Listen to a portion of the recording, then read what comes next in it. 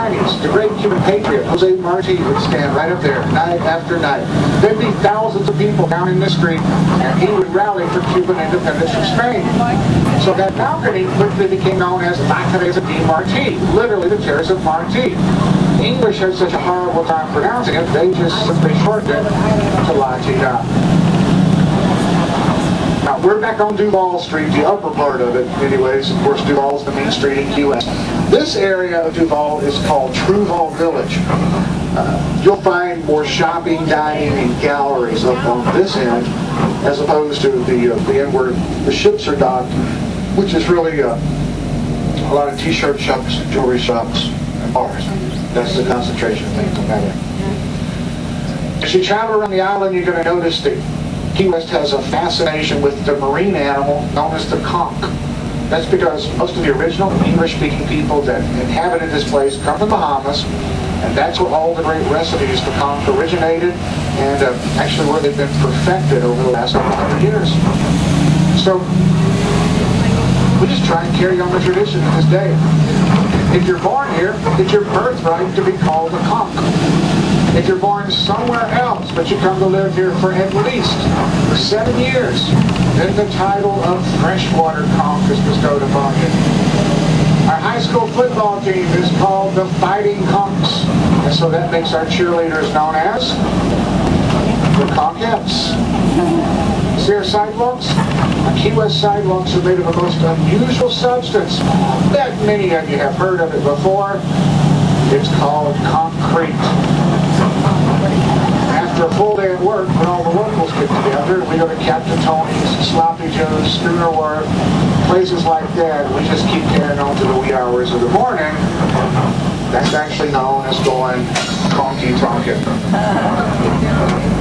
Also, as you travel around the island, you're going to notice we have over 600 species of vegetation.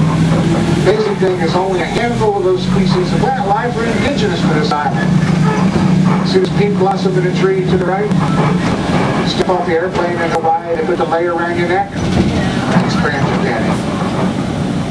Against the gray wall of this building to the right is a multicolored plant. It's green with a lot of yellow back to my right, and as you work your way up the wall, you see it develops purples, browns, reds, and oranges in it. It's called a croton. It's originally from Africa. And do yourself a huge favor. If you touch that plant, immediately go wash your hands as thoroughly as possible. They take the leaves of the croton plant, extract the natural oil that's present in those leaves, and croton oil is actually the active ingredient found in X-Lax. So be very careful around the multicolored leaves. These trees that make all the great shade on a sunny day are originally from Spain. These are called Royal Poincianas. This brown sign here, Fort Zachary Taylor. Fort Zach's about a half a mile down to the left. It's one of the 3 Civil War forts on the island, and that's actually where you'll find the best beaches. They actually just brought in some fresh sand from the Bahamas, so it's really, really good right now. The best snorkeling this side of Key Largo, too, there at Fort Zach. The white building with the green trim coming up on the right is the Green Parrot Bar. It's one of the oldest bars in Florida. It's actually been a bar since 1890. But this is considered to be one of the great blues bars in the U.S., great local hangouts, a lot of great live music here. Jackson Square on the left, of course, named for Andrew Jackson. He was president-elect when we incorporated in 1828. This red brick building on the left, Clock Tower, that's the Monroe County Courthouse for President James Monroe. And check out this tree behind the rainbow sign. Look at those roots. That's a kapok. The Mayans considered that to be the tree of life. Now we're going to take a right on Fleming Street. We're on Whitehead, but this intersection, where you can see for yourself right here on the corner, the end of US 1, mile marker 0, this intersection is the official end of US Highway 1.